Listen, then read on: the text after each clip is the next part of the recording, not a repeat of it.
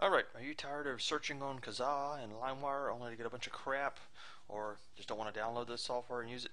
Well, you can use Google to download music too, and it's very easy to do. I'll show you how to do that. The first thing I want to show you is a couple of keywords that are built into Google that you can use. The first one is site, in URL, and in title. So what site is saying is I want this to be in the site, so I could type in something like site.edu to get only edu sites, which would be colleges, things like that.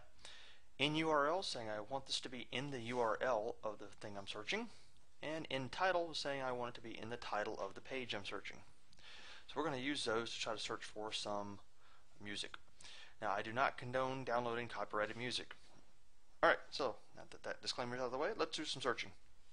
The first thing I'm going to use is in title, colon, and in the title I want to put in index of, like so. What you're telling Google here is I want the index of a folder or file, and this would be in the title. So if you're searching for someone's website and they've got the index of section available for you to search, like a folder on their web server, then you'll find a folder and all the files in that folder. Now, a lot of times though, they may have renamed it from index of to index dash of, things like that. So I will put a dot between the index of, a period there. If you put a period inside of there, like so, right there, now I'm saying anything between index of. So if it's index hyphen of or index underscore of, it doesn't matter. So I put a period between index and of. So in title, colon, index of with a period between there.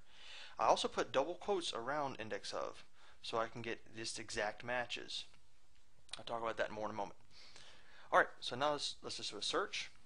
And now I'm getting index of sites. And you can see each one of them has index of in the URL. Now it doesn't necessarily mean that I'm getting the index of someone's site though. If you see a slash before or after it, that's usually an index of. But if you see something like index of poisons, that's just someone's website. So let's go back and refine the search a little more. So I'm going to do some copy from my Firefox browser here. And let's do index of, and I want just certain file types. So I want MP3s. So to do that, oops, sorry about that. So to do that, I'm going to put parentheses, MP3, like so. So now I'm going to get MP3 files. If you want to do some more types of files, you can put the pipe delimiter, which is shift and the key usually right above enter, and I can put MP4. And I can do say WMV, something like that. And so now I'm going to get these three types of files in the index of section. I just want MP3s, so I'm going to get rid of these. Just search for MP3s and hit search. And now I have index of / MP3, and usually those are pretty good. But there are a lot of sites out there that have spam, like this listen77.com. That's not a real index of, and I'll show you what I mean. If I click on that, you'll see that it comes up and looks like an index of site here. But when I click on something inside of here, I get little pop-ups here going on, and I go back before it pops up. Yep. So that's crap. You don't want that. So you got to be careful when you're searching here. No real way to get rid of those. They've set the site up to make it look like an index of. You just got to really scroll down and try to find something that looks more legit. The ones like this are definitely spam here because it doesn't have the slash afterwards. This one is probably spam because it's pixieland.org. That's probably spam too. Looking for something more arbitrary in the name. Let's see here. Try this one here. No, this one's going to be spam too, I bet. Let's try, yeah, these are all GZs anyway, they're not even MP3s. So, lots of spam out there. Alright, so let's refine it a little further here. I can say site.edu. And now I'm only going to get websites that are from edu sites, so colleges. And these are a little more legit. Most colleges don't have spam sites running on theirs. So, oops. Alright, so we have these edu sites, so I can click inside of here, and I've got a couple of MP3s in there. And so I can click on the MP3 and it'll start playing in here inside of QuickTime Player.